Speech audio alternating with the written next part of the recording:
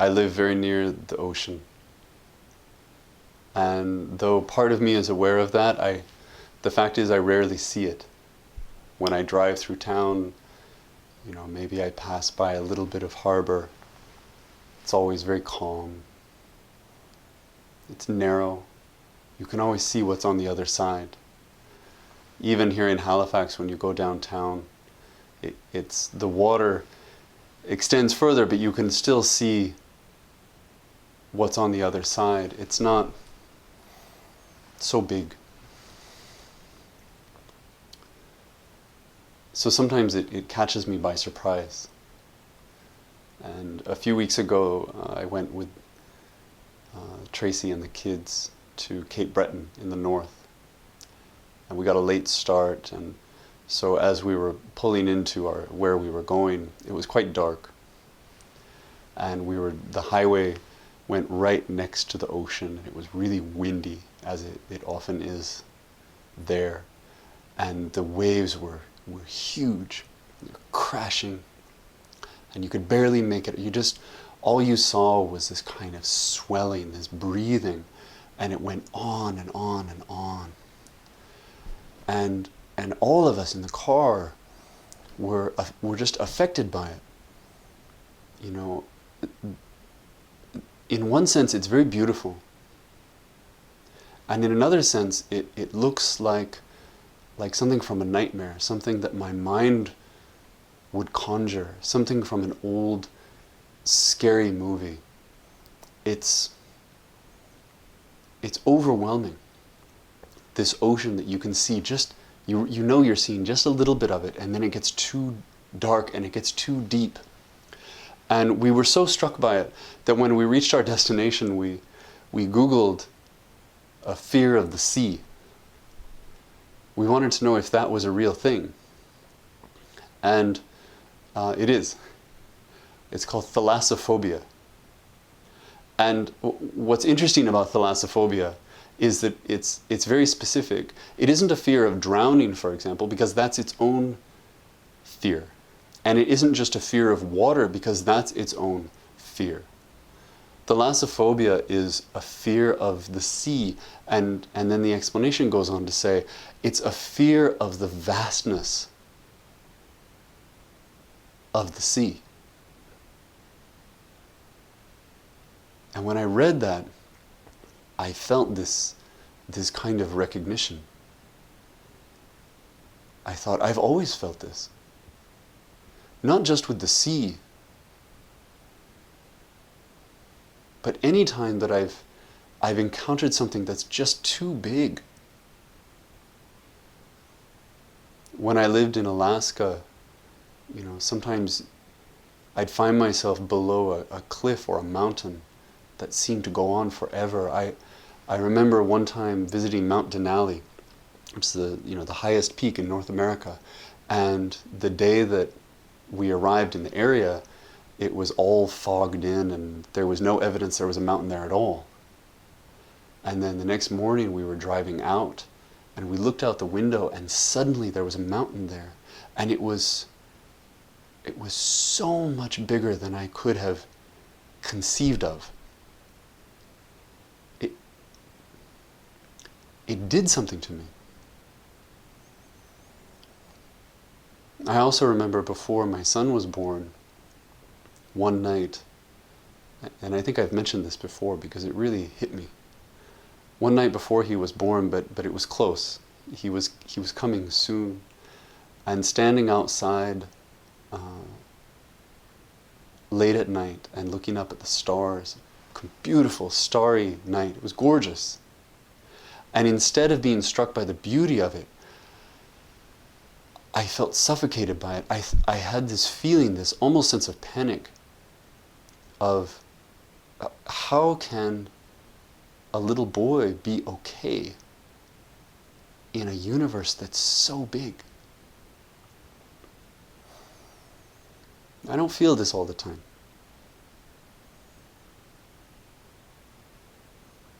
But when I do, it's almost like a kind of vertigo. There's a queasiness that goes with it. It's a sense that there's too much. So I had this experience with the waves at night, and then just the other day I went for a hike again along the ocean, and it was a beautiful day, but it was windy and the waves were crashing. It was very dramatic, and you could watch them roll in and kind of crest, and then they'd hit the rocks, and and I had this feeling again. And what I noticed as I was experiencing this, as I was starting to get that feeling in my gut, was how my eyes go not to the ocean, which is too much, but to the waves. I start looking for the details, for the particulars, for the specifics. It's the same, I try to take pictures. You can't take a picture of the ocean. It's like taking a picture of the sky. Where do you aim your camera? What do you do? But you can find that place where the waves are really great. And then you take a picture of that. You try to capture something that's unique to the moment. I was watching myself doing this and seeing that this is what I do all the time in response to that. There's always something that's too big.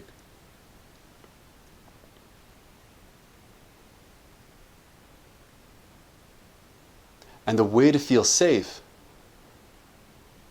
is to pull back from the vastness of it and to try to look at that little thing. It's a kind of control.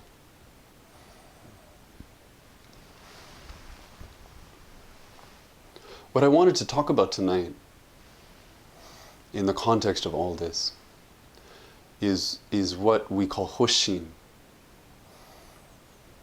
Hoshin is the hoshin, hotsu, means arousal, and shin is the mind. It's the arousal of the mind. It's the awakening of the mind. We say this is the first step on the path. There's hoshin, and hoshin is followed by shugyo, which is the training. It's the practice itself. One leads to the other. And from there, we go to bodai. And bodai is bodhisattva. It's the work of the bodhisattva. It's that giving. And from there, we go to nehan, to nirvana. And in some representations of this, nirvana is the end. It sounds like the end. But in this tradition, we don't stop there. We go back to hoshin. We go back to that arousal, that opening of the eyes, that stirring. That's happening over and over and over again. And we have moments in our lives that feel like that. They feel like what we think that should feel like. Inspiration. We see something or we hear something or we experience something, and it makes us want to somehow go deeper. And maybe that leads us into a path.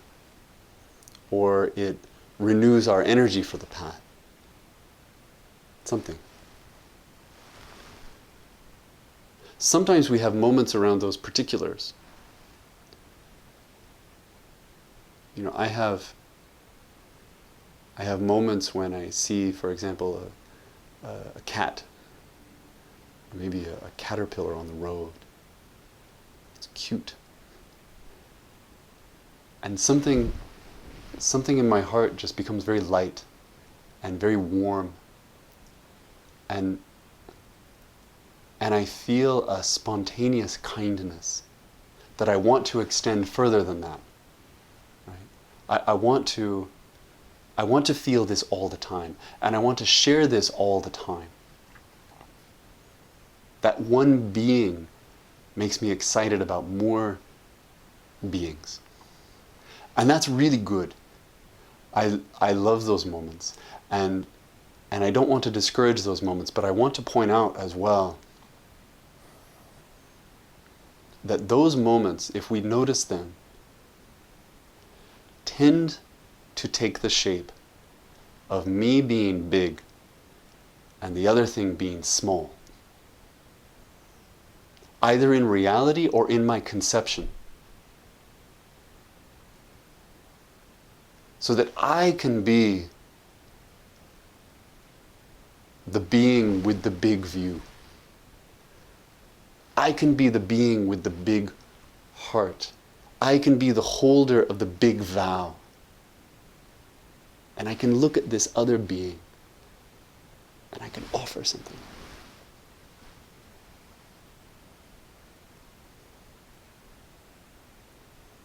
It's a beautiful place to be, but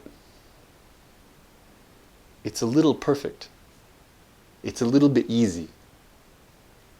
It's easy to be big and have other things be small.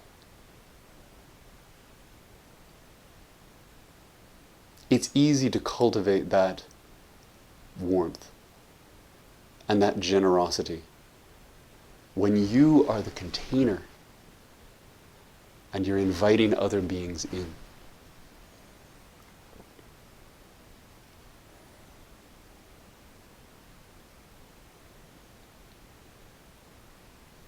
The reality is not really that. We are beings that are constantly facing things that are huge beyond measure. And yes, this is true of the sea, and it's true of the mountains, and it's true of space. But it's also true of injustice. It's true of racism. It's true of sexism. It's true of our mortality. It's true of the future.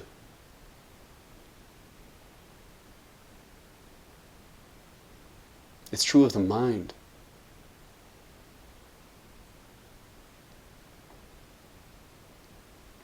When we sit in Zazen, we do the same thing that I do when I look at the ocean.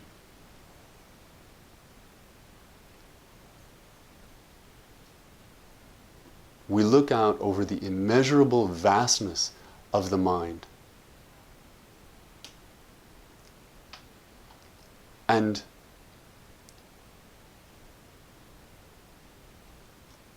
we find that we can't feel settled there. And so instead, we look for that small thing. We look for that distraction. We look for that idea, right? Something that feels like we can hold on to it. So we grab that memory or that hope or that regret, whatever it is. We withdraw from the scale of it,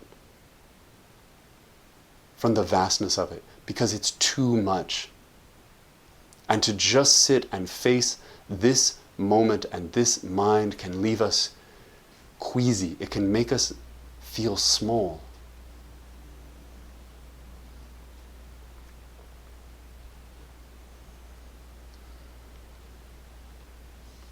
We look for something we can control. And it's not just us standing on a cliff and looking out on something big and saying, wow. It's what we're part of. It's the systems we're part of. It's the moment that we're a part of. I read a quote today. It said, the universe is an ongoing explosion. From 13.5 billion years ago, which is also too big.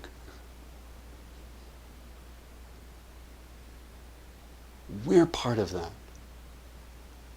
We're in motion in a way that we can't see or feel or understand, and yet somehow we recognize.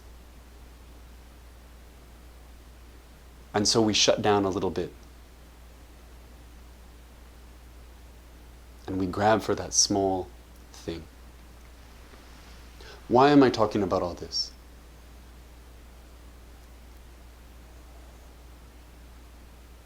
I want to offer up the possibility that that vertigo, that feeling, however you experience it, in the face of whatever is too big, can be understood in a different way. I was reading an article the other day about emotions and how, emotions are what we call them. We call a certain kind of reaction fear. It doesn't have to be fear. We can name it something else. We can understand it as something else.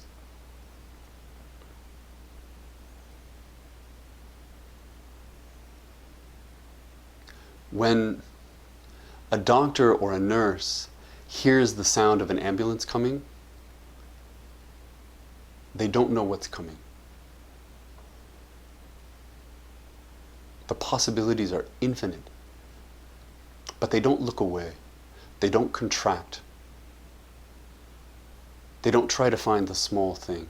Instead, in that moment, when they hear that sound, or when they're driving home and they see the car accident in front of them, they come into their role.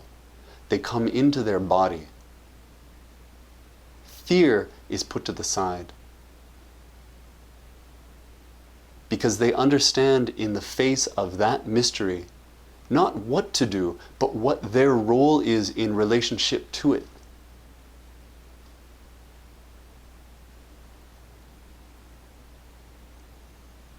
And so instead of fear, instead of uncertainty, instead of anxiety, they hear that sound or they see that sight and experience it as recognition of who they are and the role that they play. I want to offer up that when you look at the ocean, or when you look at the state of the world, when you look at the things that you don't know how to solve, when you look at your mind,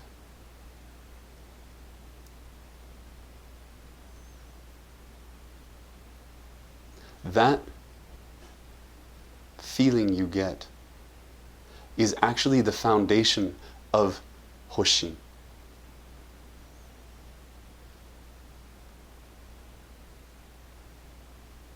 It's the ground of awakening. And the invitation is not to look away, not to grab, and not to fear, but to recognize it.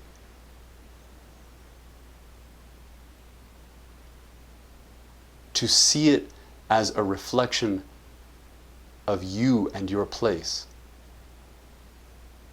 The Bodhisattva agrees to save all beings. Just that can leave us feeling queasy.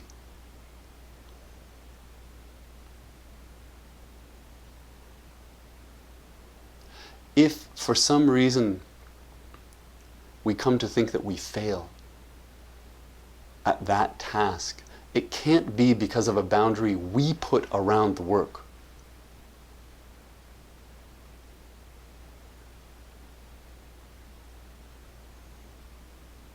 We don't make it smaller. We have to see it for what it is, in all of its unknown vastness, and agree to meet it. That's all. We don't need to know what's next. We don't need to know what is out there.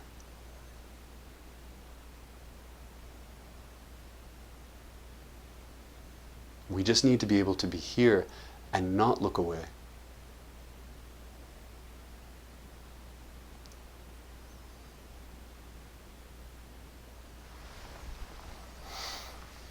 And that's where I'll stop today.